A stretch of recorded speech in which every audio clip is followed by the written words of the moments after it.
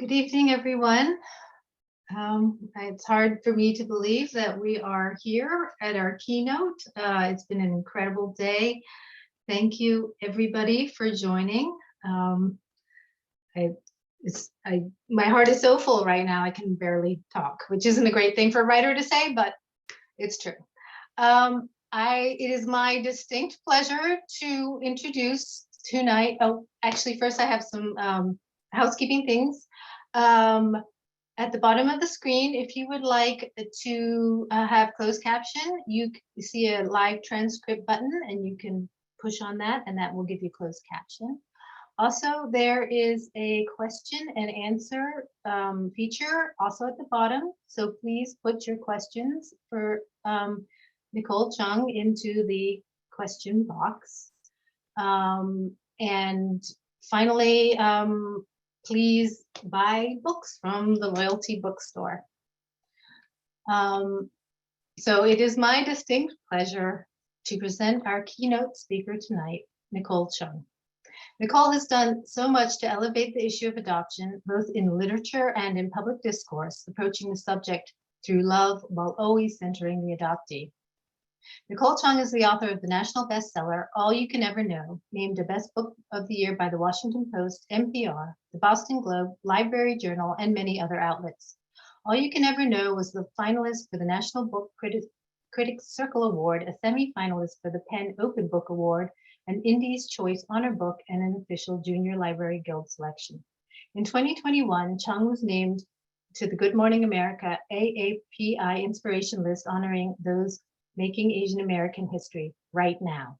She is currently a contributing writer and editor at The Atlantic, where she writes a weekly newsletter, and her work has also appeared in the New York Times Magazine, GQ, Time, Vulture, and The Guardian, among many others. Her next two books are forthcoming from Ecco Books, HarperCollins, and HarperTeen. Nicole will be in conversation with Matthew Salesses, the critically acclaimed author of The 100-Year Flood, Disappear, Doppelganger, Disappear, Craft in the Real World, and other books. Thank you, Nicole.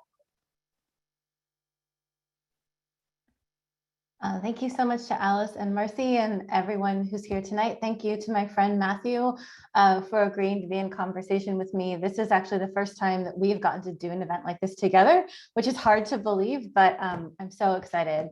And I hope it's been a full and just affirming and wonderful day for everybody here. It's weird that I can't see you, but I know you're there. So thank you so much. I'm going to begin with just a brief reading from All You Can Ever Know, and then I'll talk a little bit, and then Matthew and I will be in conversation, and then we'll take your questions. Again, thank you so much for being here. I like to read this particular section from All You Can Ever Know. I actually tend to read it mainly when I'm reading with adoptee audiences. I feel that like a lot of the feelings and the moments expressed here are things that we understand particularly well. And this is actually from toward the end of the book, so some spoilers. My father and I parted unsure of what we were and what we would be to each other. I did not feel like a reclaimed daughter. It would be years before he'd offer to tell any of his siblings about me, and then only one of them. To most of my birth family, I remain and may forever be a secret. Yet I didn't watch him leave after our visit with a feeling of incompleteness or dissatisfaction. I know how much the handful of days in my company cost him, not because he wasn't happy to meet me, but because he'd forced himself to be so open and vulnerable to someone who was still essentially a stranger. He wrote to me soon after, letting me know how much it meant to him. At his request, I shared some of my writing with him, including an essay I'd written about my decision to search. He read it and responded kindly. He told me I took after him as an essayist. He told me again that he was proud of me. It was almost enough. It was an unforgettable meeting with you, he wrote. I was a little bit nervous and felt guilty. You were so special and nice to all of us with your understanding and love. It was just like a beautiful dream to see you last week. I pray every day for you and your baby. Most of my childhood assumptions about my biological parents now seem as foreign to me as the Korean culture I grew up without. But his belief that adoption was the best option in a sea of imperfect ones is something of which I'm now certain. I believe when he said it was the only thing he thought he could do for me. It's an amended version of the guesswork from my adoptive parents. I suppose it's still what I want to believe in some form. The power of that narrative I'd grown up hearing may never entirely loosen its hold over me. I think the myth in my birth father's case might actually be true. I remember it every time he expresses the belief in his guilt because I don't think it would affect him so much if he hadn't cared. When I consider the depths of that emotion, long buried but still present in him, I believe in his intention to ensure I was safe. Still, when we finally met face to face at my sister's house, I wish I'd been brave enough to ask him just one more question. Did you want to keep me? Not, did you see me as your responsibility? Not, would you have kept me if things had been different, but did you want me? It was the question that had hung over my every childhood thought about my birth family. It was the question that mattered most. My birth mother answered it once in her way, although I still didn't know if I believed her. If I had asked my birth father, what would he have said? In a way, I tried to answer it myself by taking my unknown birth parents' love for granted all those years. And maybe believing that I had their love function much the same as having it and being assured of it would have. But for all my father's kindness, for all his humanity and humility, in the end, I simply couldn't bring myself to ask if he had wanted to keep me. To ask would be to know, and I didn't want to have to live with the answer if it was no. And though he and I have seen each other and had many conversations since, it remains the one question I've never found the courage to ask. Thank you.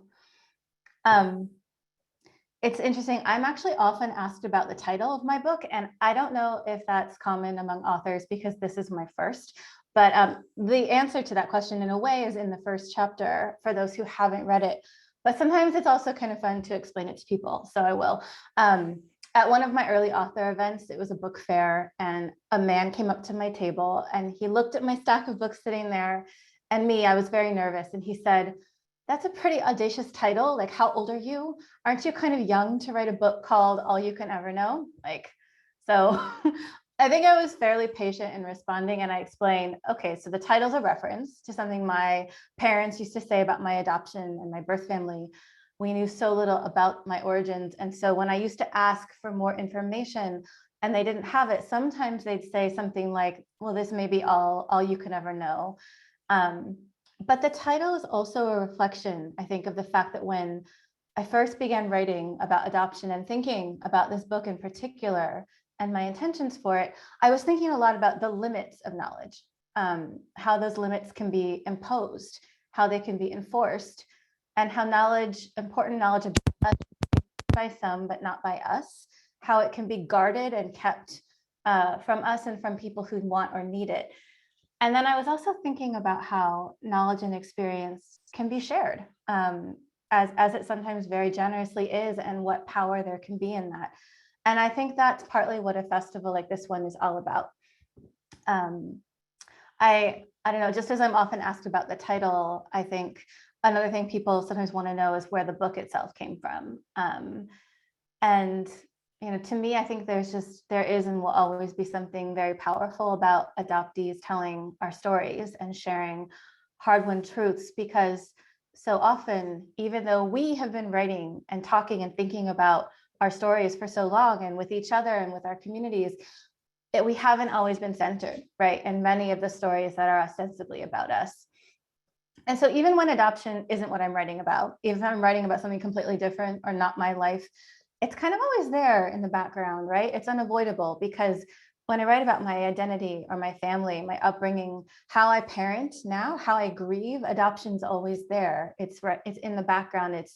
It's like this current running through my life, even when it doesn't show up on the page. And I don't have to tell you all why, right? It's my history, but it's more than that. It's never really gone. And it is still something I have not entirely figured out. I think sometimes people think the book is like my last and final word on the subject. It must mean I have adoption and my identity as an adoptee all figured out. But the truth is, every time in my life when I've thought maybe that's the case, maybe I have figured this out, something happens to completely upend that. And so I've just recognized that it's a constant, it's an ongoing journey. It'll keep changing. And the book is really, in some ways, it's a snapshot of where I was in my adoptee journey at the time that I wrote it. It's all true. But if I were to write it now or 10 years from now, it would have been so different. It took me a long time, I think, in my writing career to feel comfortable even touching adoption. It was like this subject I was terrified to open up. And I avoided writing about my own life for so long because I was scared to open that box, and I didn't know how to close the distance between what people assumed, what they expected me to say as an adoptee, and what I knew to be the reality. So I would write a lot of fiction, bad fiction, and I would write also equally bad poetry. And I was always trying to kind of circle the truth of what I wanted to say. Even after my search and after I found my birth family, I think I was still in many ways afraid to touch this subject. But when I did finally start writing about it, like putting a piece out there every now and then, what I started to realize was that I got the most interesting feedback, like the most interesting questions, the conversations that meant the most to me as a writer. Inevitably, they would start after I'd written something about adoption, whether it was personal or like an opinion piece, like about why adoption crowdfunding makes me uncomfortable. I would still find that like the conversations after were so meaningful and interesting and affirming. And sure, some of the feedback was not great, but if I focused on what was interesting, what like people's curiosities about it, or especially fellow adoptees or people who care about adoptees, who love us, like talking about their experiences, I realized like there's something here. There's something that I want to keep writing about. And I eventually realized I wasn't going to be able to tell the story and do justice to it, the story of my family, unless it was kind of a book-length project. And I'll just say there were definitely people in publishing who told me they couldn't see an audience for it. Couldn't see an audience for an adoption story by an adoptee. And I remember talking with an editor who asked, did I think anyone would read it if they weren't adopted or Korean? And never mind the fact that adoption stories are so common in literature. It's almost a trope at this point, but we see those stories so often filtered through someone else's perspective. With the actual subject, like the adoptee relegated to the sidelines. And if you think about adoption stories you've read by non-adoptees, so often who we are, it's like presented in terms of what someone else wants, what someone else really is hoping for, or what's a challenge someone else is dealing with, or a secret someone's trying to keep. Even if we do get to grow up in a lot of those stories, sometimes we still lack agency as adults, or we're characterized in these very one-dimensional terms. And so I realized so many stories I'd read, like not all, but certainly many, it's like adoptees were defined by what other people thought about us and our experiences, or what adoption must mean, instead of the adoptee in the story saying, this is what it is. I also think there's so much in our stories, as specific as they are, as unique as they are to us, that hold a lot of universal meaning for people, right? Like so many people, regardless of what their families look like, they can relate to a feeling of, say, not quite fitting in or not quite belonging, where you're planted, or growing up between cultures, or wondering about the people missing from the family reunion or the family photo album, just asking questions and wondering about secrets and unspoken things within families. There are always the people who are like, fine, not talking about all that. And then there are like the people who, and I always felt like one of those people, like I always wanted to know about those silences, about the people we didn't talk about. And this is before I made the connection to the fact that I myself was someone's family secret. So, all of these things were sort of factors that led to me writing about it. And honestly, like I'm really grateful to be in spaces like this with all of you, because I know I wouldn't have found the courage to do this if it weren't for so many adoptees telling their stories, for the generations of adoptees before us who really had to fight to have their lives and experiences acknowledged. And I do find it very powerful when you all tell your stories, because I think when we share those truths, when adoptees are given space to tell our stories, I believe it does make a difference. I wish I could tell every adoptee who's just beginning to write or speak about adoption that their words, like their stories, will always be received openly and generously and without defensiveness and without anger. And of course, that's not the case, as many of you probably already know. You know, there are people who will thank you and who will read generously, and there are people who will push back, whether it's out of misunderstanding or ignorance or, you know, defensiveness. And I do think it's always important to note we don't owe anyone our personal experiences. We don't owe anyone our traumas, and we have to take care of ourselves. But I will say also what's brought me a lot of hope as an adoptee writer who tries to like read the work of and like support other adoptee writers when I can. I've seen a lot of understanding. I've seen community grow. I've seen the narrative shift when adoptees do share our stories, you know, whether that's in nonfiction or fiction or poetry or young people's literature. Like I have seen that happen over and over. I've heard from adoptees as young as 11 and 12, as old as in their 70s and 80s, who said like, you know, this is the first time I've seen something even close to my story in literature. And then I've heard from a lot of other people who don't have experience with adoption, but they claim to understand it a little bit better or to have thought about the issues in a different way because of something that an adoptee has written. And I really believe there's space for our stories and they're important. It's one reason why it's really a privilege to be here with all of you today and with all of these other adoptee authors that you've watched all day. Because as a writer, you spend a lot of time on your own, trying to make sense of your thoughts and observations and your experiences. But I've always really loved that moment where you tell your story and you're not alone with it anymore. So, you know, for readers and writers in the crowd, I guess another thing I'd try to urge you to remember, in that we're all kind of working to transform a narrative that needs transforming, is that we aren't alone. And no amount of misunderstanding will negate things you've lived, you know, things you know to be true. You're the authority on your experiences. Adoptees should be leading conversations about adoption. And there are so many of us like me who will be really grateful when you share whatever it is you have to say. So thank you again for being here today. And I feel like I've rambled a lot. So Matthew, I'm ready to converse if you are. No, thank you for all of that. I have some questions, but I was thinking actually as you were talking about also what we had a conversation in the fiction panel about publishing, and seems funny to me to think like the 1 million adoptees and you know like another 600,000 Koreans wouldn't be enough. That's a pretty big market for the like book, yeah. Right, let's just say that was the market. I remember thinking even at the time like that's not a small number of people. It's a lot of people. But of course people read outside their experiences. It's like why we read. Right. Yeah. So I guess I was wondering what you hope your writing does for adoptees, and then you know I think one of the things you do so well is this kind of like ability to speak to adoptees, but also to like accommodate a kind of generous outside entry point or something. So if you could talk about speaking to both of those very different audiences.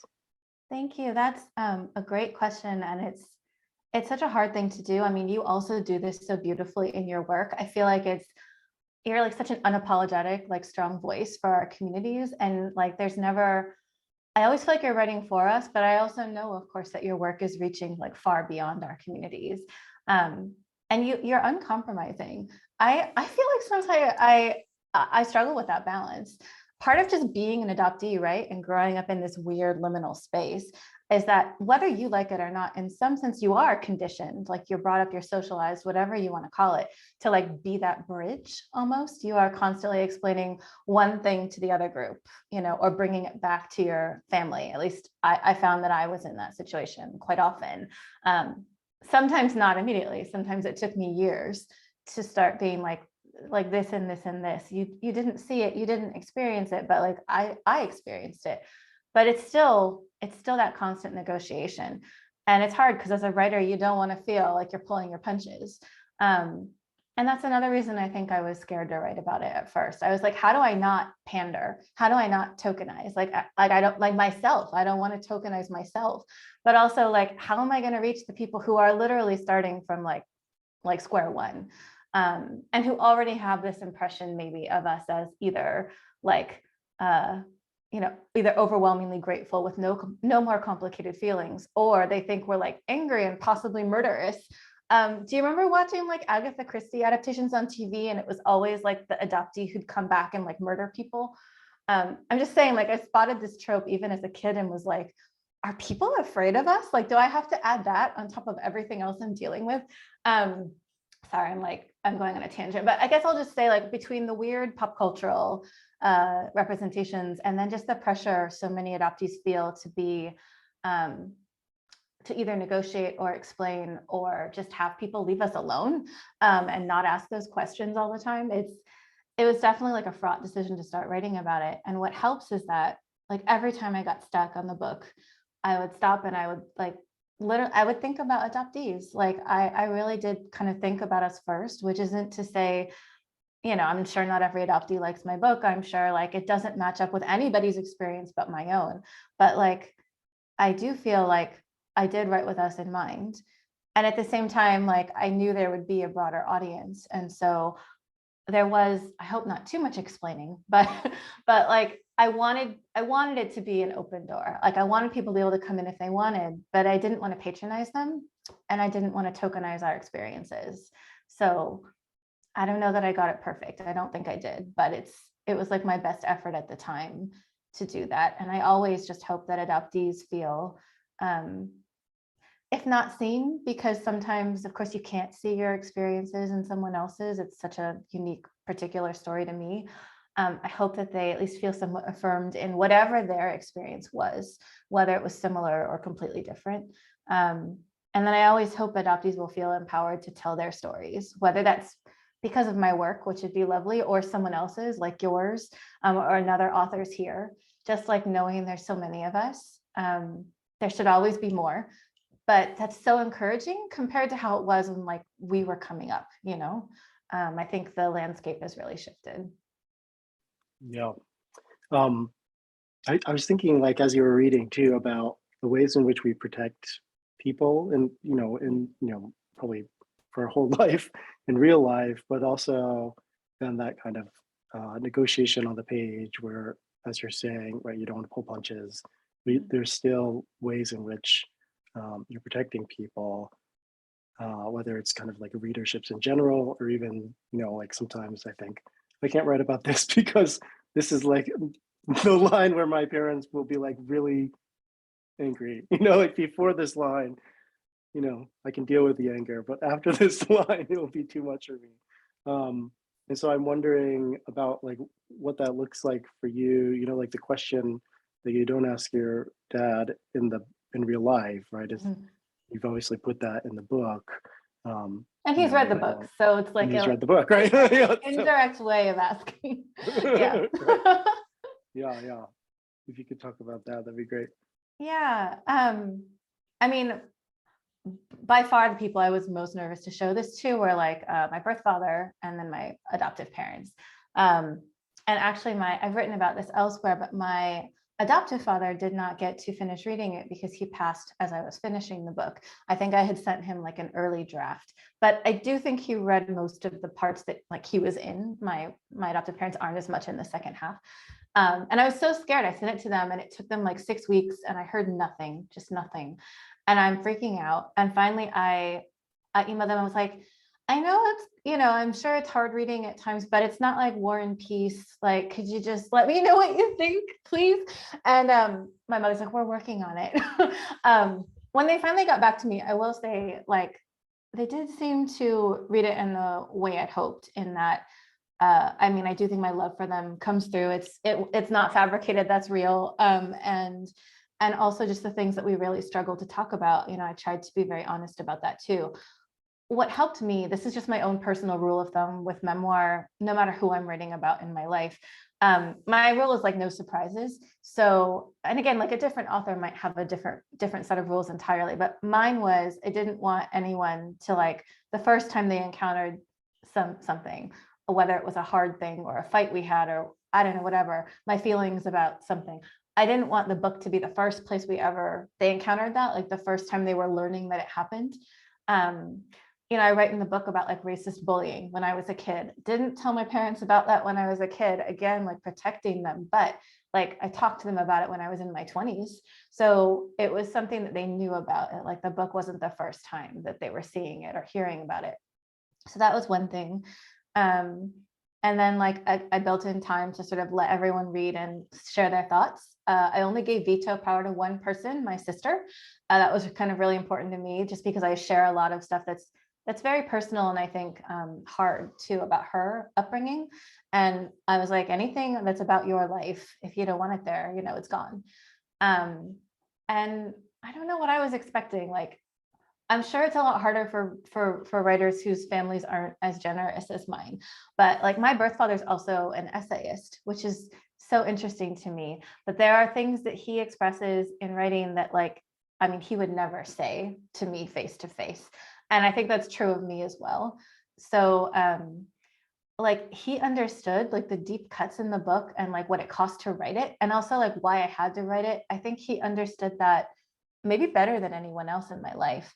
And ultimately everybody's response was this very generous, like, well, this is your experience, it's not up to us to say, or to say that didn't happen, or to say it's wrong. These are your memories. And I know I'm lucky, because I know like plenty of writers whose families, that's not their response. So that was just how it worked with the first book. Like I don't really know what it'll be like going forward. My adoptive parents have both passed away since the book was published. I still worry about writing about them. Like, I don't know. It's just, I still wonder what would they think. I still wonder what will people think of them. I don't think that's going to go away, but it also won't stop me from writing, right? It's not going to stop me from sharing what I want to share.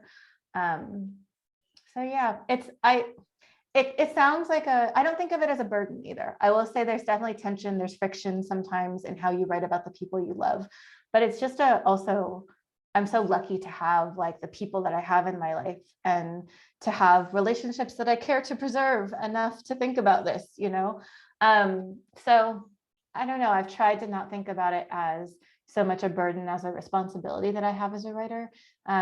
And again, just remember that I remind myself it's not going to keep me from telling a story. The things that you do to protect yourself, I mean, Yeah.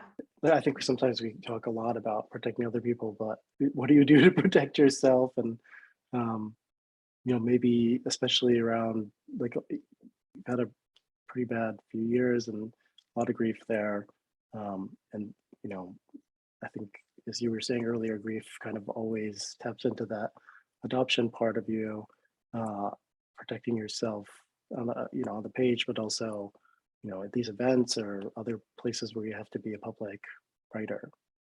Yeah, I've never been a published author without negotiating that, because my dad died the year my book came out. And so I had to go on tour then and talk about the book, but talk about my family and talk about him. And I did it over and over. So I wouldn't say that it didn't still hurt, but, and gosh, this probably won't sound healthy. I have to really just compartmentalize when I do events. I mean, I try to be like really open. I'm not sealing myself off from you or from people in the audience, but it's like, I kind of know what to do. And I have to not let myself sit in my feelings for too long. And that's just the reality of having been an author while grieving, I think. I do give myself a lot of breaks. I spent many months, like not writing, after when various things were going on, everything from like turning down events to like just not putting pressure on myself to generate new work. I just kind of was very careful, or tried to be, about what I said yes and no to. I'm blessed with a great therapist, and I don't know how I would have gotten through the last, few years without her. I took the time also to find an Asian American therapist, which has been really huge and important for me. She's an adoption competent therapist, which has also helped a great deal. And yeah, there's a bunch of things that I don't think are necessarily, terribly creative, but like I do really like to go on long walks. I give myself like time on the weekend. I talk with friends when I'm stuck. I don't know. Massages are great. I don't know. I just like anything that could be remotely comforting that I could afford in the last year. I sort of was like, okay, like, yes, you can have that if that's what you need to like be in the world and also write a little bit. So those are some things, but it's definitely hard. And at the same time, this is my job and I do really love it. And so I know I could have just kind of like, I don't know, like I don't have to write about grief, but I do. Like there's a part of me that wants to do that. And there's a part of me that hopes if someone else is grieving and they read it, they'll feel a little less alone. And I mean, that is enough for me. But yeah, I also try to not put pressure on myself to write about things that are too hard. So that's part of it. I'm curious like what you do also, because I know I don't think I protect myself very well, but oh my gosh, it's I really probably want why you I'm to. asking this question. It's so hard to do. And we're both parents as well. And so Yeah. often you're the last person you're thinking about. And that's really hard. Yeah, I was going to ask about like kind of the idea of leaving a record, right?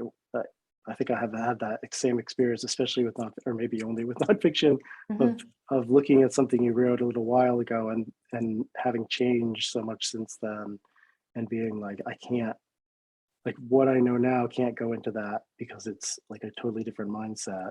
Yeah. But then you're also kind of like capturing that mindset, right, for your kids, right, who will grow up and read it. I think about that a lot with, because I end up writing Right. about my kids a lot. What do you think about that kind of like what will happen to your work once your children are able to engage with it?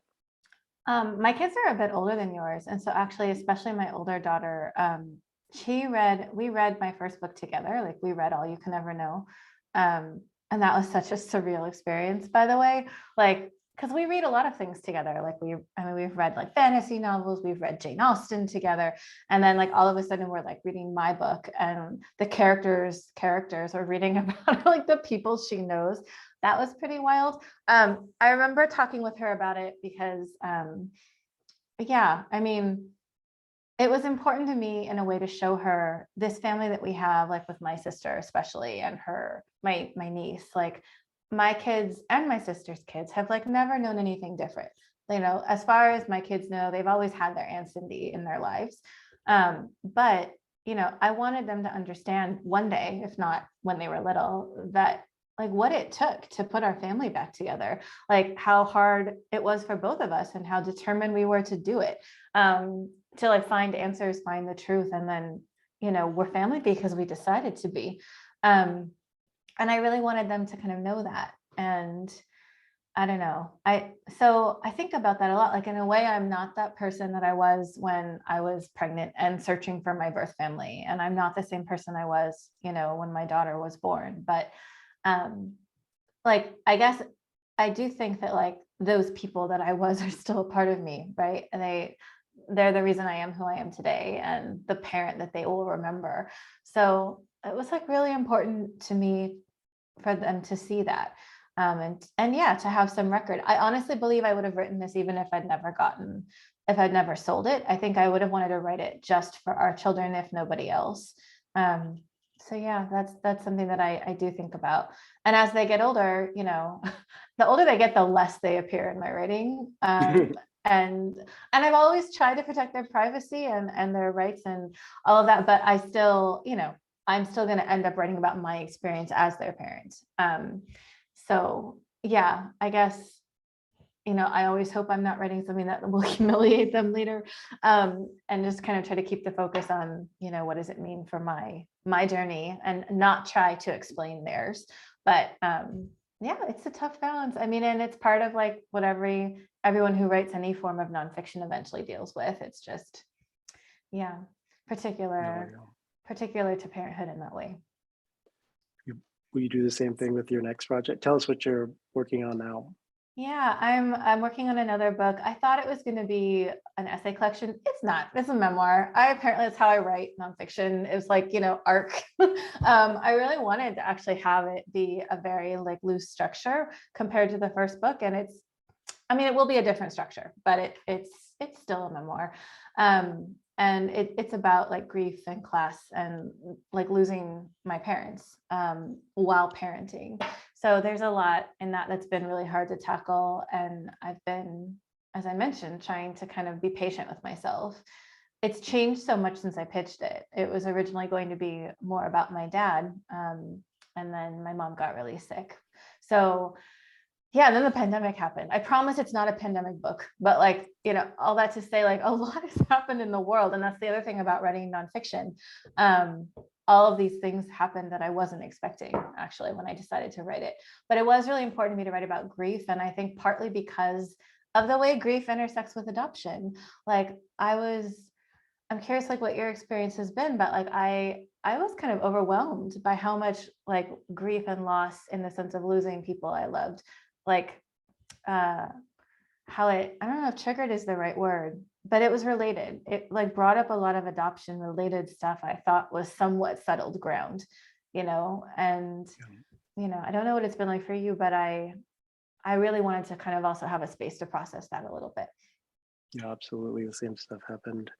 I mean, obviously, in a personal way, but it brought up a lot of adoption stuff for sure. I mean, also birth did, and your book too kind of came out of that, right? As a kind of prompting or something, or maybe triggering is an okay word there. Can you tell us about like what you're reading for research and or just for fun right now? I started, well, one of the reasons I wanted to write about grief is because I was reading a lot. In my case, rereading. Apparently, I've been obsessed with grief for a long time, but like I was reading memoirs about grief, and like I read C.S. Lewis's A Grief Observed Again, and I read, everyone's read Joan Didion's work on this subject, and I'm trying to think. There are quite a lot out there, and like Kate Spencer's written about it. I think Megan O'Rourke, and a lot of these books. I mean, they're all beautiful and they offer different things, but I had a hard time finding a lot of books about grief, particularly sort of that mirrored my experience that were not by like white people or white women, often upper middle class. And it was not really like my family's experience. And then again, like I didn't find a whole lot that was related to like adoption and grief. And so that was sort of something else that I don't know. I think in some sense, we're always sort of writing the books we wish we had, or like the books that we need.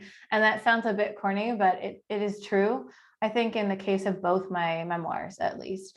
So that's something that I've been working on really slowly. I have the world's kindest, most supportive editor, but I mean, I finished a draft recently and now we're in revision. So it's starting to look book shaped, which is such a weird phase of the process. And yeah, it's still really hard emotional work, but honestly, like sometimes writing it feels good in the way that writing feels good when you're approaching what you want to say and saying something true. So I don't know, that's been really good so far. And I'm still like reading about grief while I do this. Catherine Schultz's new memoir, Lost and Found, I have, and I'm really looking forward to it. I'm rereading H is for Hawk. So like all of these books are like kind of informing my thoughts as I work, but not as models, just kind of like reminding me of what's there and like what, if any, sort of gaps I hope my book can help fill. Yeah, I read a lot of those when my wife was sick, but then after she died, I couldn't handle them. Yeah, that's understandable. And there was a long period. There's a long period where I was not reading these books. I mean, yeah. Can I ask you about grief like on a larger scale and like the kind of world scale? I've been thinking a lot about this, kind of my own personal thing, but like people, if they could put questions in the Q&A too, like I'm happy obviously to talk to you forever, but I love uh, it seems like it'd be good to get some other questions in too. But I personally have been thinking a lot about global warming and, having kids. I think it's pretty inevitable. Like it seems like maybe our generation, not the kids' generation, is like the last one to be able to kind of go not super terribly affected, or at least in this kind of like richer and more privileged parts of the world.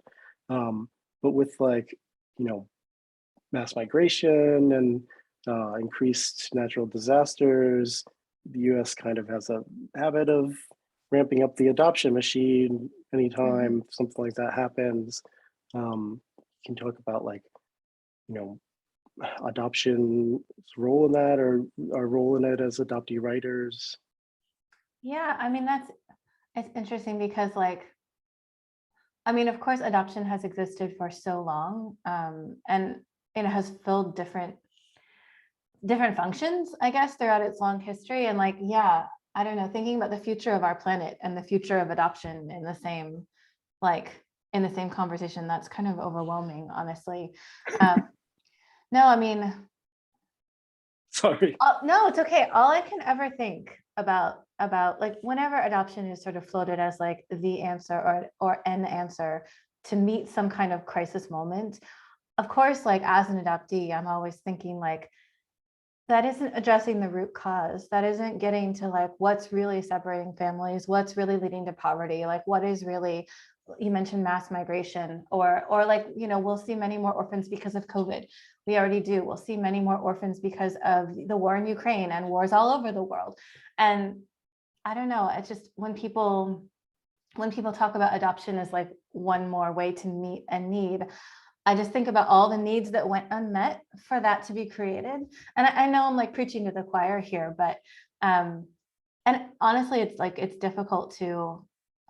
I have this tendency, it's a very like Western urge to want to be like, do this instead, like here's a solution. Obviously, I do not have big systemic solutions to this, but I mean, I can recognize like a sort of band-aid proposition when I hear one. And so that's always what I wind up thinking. It's just, yeah. And that's something I think is important for just adoptee writers and writers in general to remember that even if sometimes we are more privileged and are able to escape like or ignore if we want to turn away from things, which we shouldn't.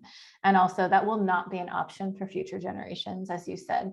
And so, yeah, a writer's job too is to like observe and to talk about and to try to make sense of the conditions of the world in the present, but like with an eye toward the future. So yeah, I think that's thank you for bringing that up, because that's something I should think about more, honestly, as I write. Yeah. I'm going to ask you one more pet question and then I'll turn to Okay. the Q&A. But I often talk with Sun Young about Shin about how we're like a people who have tried very actively to make ourselves go extinct, right? Like it's like almost a species that wants its own extinction. Korean activism is, Korean adoptee activism is often kind of to limit Korean adoption, especially internationally. And so that I wonder about that too, as a kind of putting that in conversation with, this is a very unformed question, but with global warming, with kind of grief, right? Like it's kind of, we're like pre-grieving our own desired extinction. I think that's all really interesting stuff, and I don't know what to make of it, but you're wiser than Oh I God, am. I don't know. Um, well, first I will just say in terms of like Korean adoptee activism, I always try to be kind of careful because I'm not a Korean born adoptee and I don't want to try to speak to or for those experiences. Like I'm sure I'm not the only one. I'm just the only one I know. I'm the only like US born Korean adoptee I know. So my birth parents moved here when I like a year or two before I was born.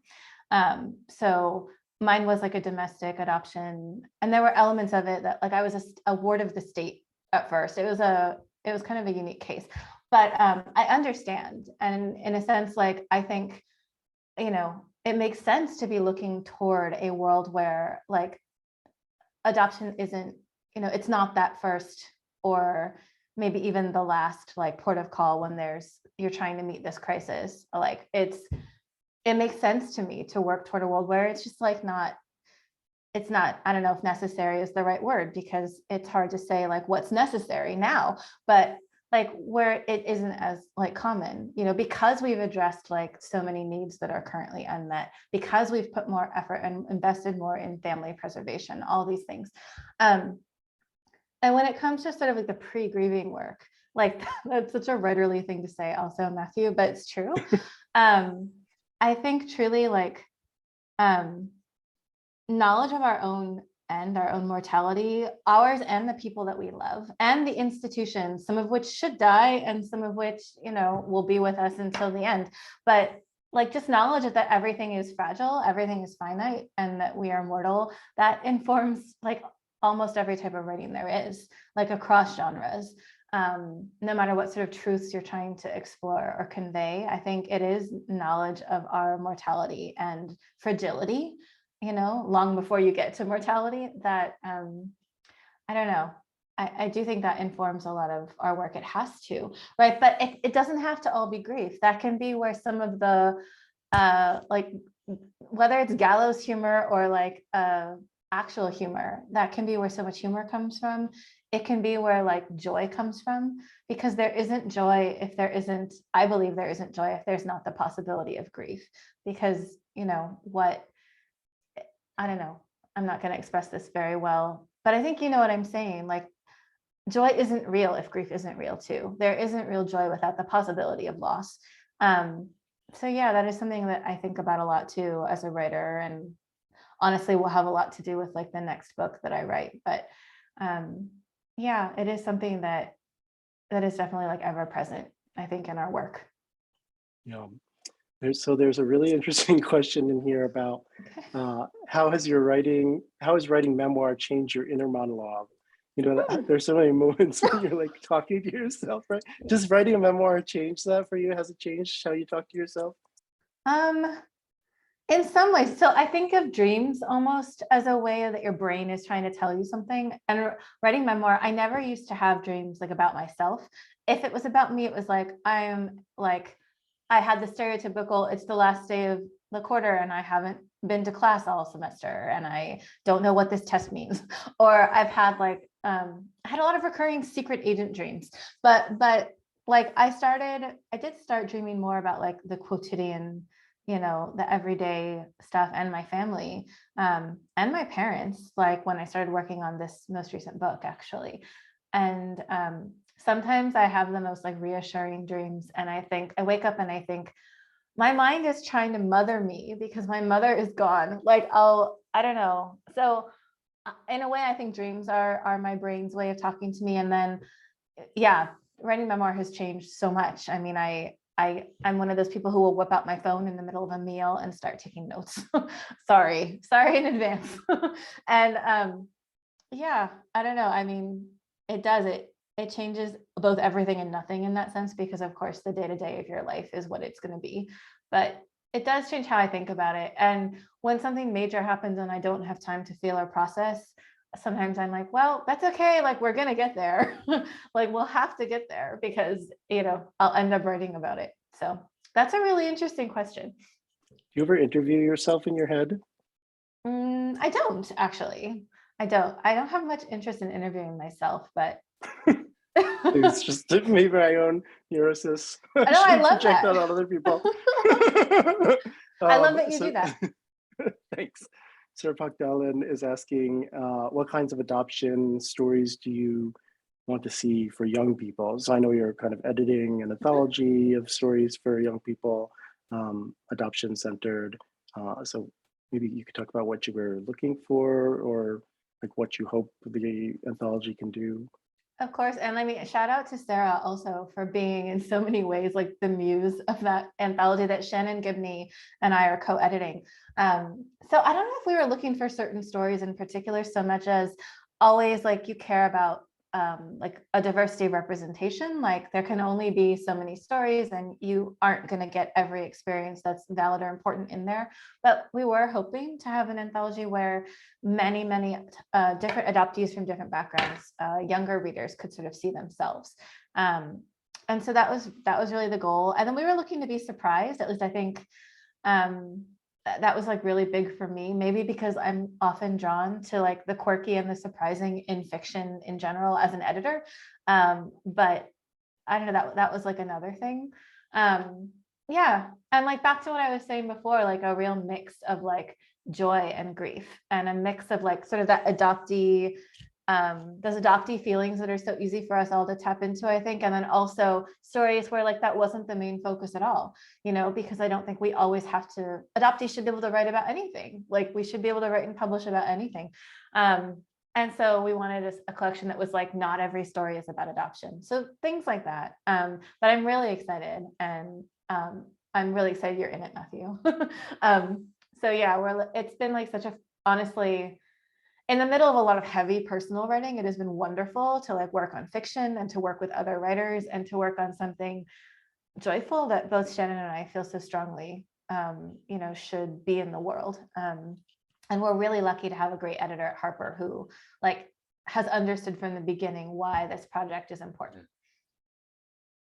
Can you talk about other ways in which adoptee writers and adoptees maybe in general can support each other, build community, especially like maybe thinking about how the pandemic has shut down a lot of kind of communities that relied on some degree of travel or local travel, Right. you know, but maybe open things up on the internet or something.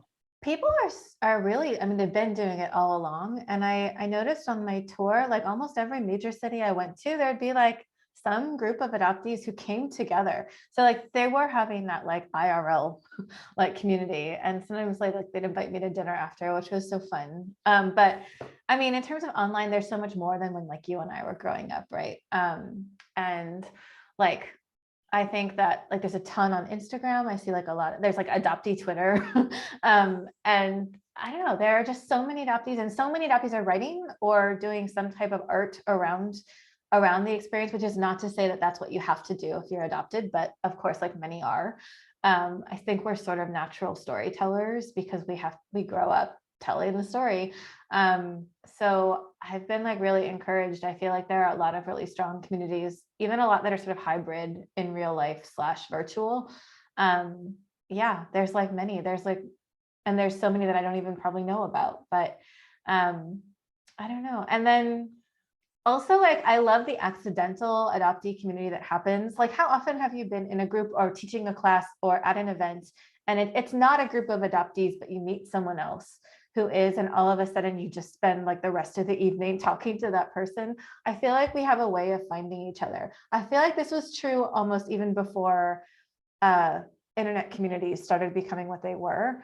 So yeah, just like I really love the sort of accidental community that can happen. And I still kind of see that, granted, like less than I used to because I hardly ever leave my house, but it's definitely still happening on the internet. So that's really great to see.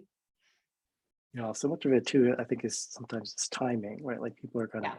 ready at different times, and by Yes. having events, right, you can kind of tap into people's own timing. Like they can be ready and they see somebody reading and they can come, right, and find somebody who can talk about it. There's a question here about kind of real world effect, or I'm expanding into real world effects of adoption stories. So not only like the possibility that it could change adoption policy, but sort of like how you see your work operating, you know, as a artifact in the world. That's always such a hard thing for like a writer to judge, because as soon as you publish anything, it does not really belong to you anymore. Like it has a life of its own, and people will engage with and interact with it in a lot of different ways, some that you imagined and some that you never would have foreseen. I actually feel pretty strongly that like I didn't want to dictate with the book, either in the writing of it or in how I talk about it, like what a person needs to take from it. But you know, it's like the relationship between like me and what I read feels very personal and almost sacred. And I wouldn't want anyone, including the authors, telling me this is what you have to get from this novel. So, I mean, I think about it in that sense. It's like, in a way, I was watching this conversation between Kat Chow and Ocean Bong at Politics and Prose the other night. And I think Ocean said, like, that's none of my business. Like, what a reader thinks about my work. Like, and I was like, oh my gosh, I love that. I do care, but it's also like not for me to say, in a way. I do think there's like, to like expand beyond, like, of course, like my book or your book, our books. Like, I think having more adoptee voices and stories in the world can only be good for how, like, the greater perception of adoption, for the narratives that we see, for the types of stories that get like turned into pop culture, for and for policy. I think it's only to the good. Like, the more voices, the more stories that are out there. So I hope mine and your work is part of that. Of course, it's not alone. Our books aren't alone in that. Thank goodness, because that would be like too much pressure for anybody. And we're just human. But the more there are, like, the more flowers are like in that garden, I think that will only help. You know, a lot of perspectives and attitudes and narratives in adoption that do need to shift in some way and do need to center adoptees and their experiences. Okay, I think we have time for one more question, and I can't Okay. ignore Sonia here. She's asking about how your relationship to Korea has changed through your writing journey. You know, I think maybe it's especially interesting thinking about like how you weren't born in Korea, and then like right, but still having a Korean family, and how that has changed your relationship to the country that, you know, they left. Yeah, I mean, so I do still have like extended family in Korea, but none of them, I don't think they know I exist. So it's hard to feel that connection. Like, I remember when I connected with my birth father, he told me, he said it so casually. He's like, there are 10, 12 volumes of family history in my brother's house in Korea. And, you know, I mean, all of like these births and marriages and deaths and things are like listed. And then he added, you know, I mean, of course, like Cindy is the only child of mine in the book. And I just remember thinking, like, how many other people over the generations were like left out of this. All this to say, I feel really uncertain about my connection, my right to claim any of that. And at the same time, I know I am part of like this generation, even if my name doesn't appear there. That is still in a way my heritage. And so it's just hard to know how to navigate that when most of the people connected with that heritage, you know, don't know me. And also a lot of my immediate family, like my whole immediate birth family, is in the US and has been for some time. I guess what I would say has shifted as I've written and just thought more about adoption over the years is that I feel like I used to, you know, feel very uncertain about my Korean identity, as though being an adoptee meant I didn't have one, or being an adoptee meant it was compromised or faulty or just incomplete. And I suppose sometimes on like low days, I still maybe feel that way.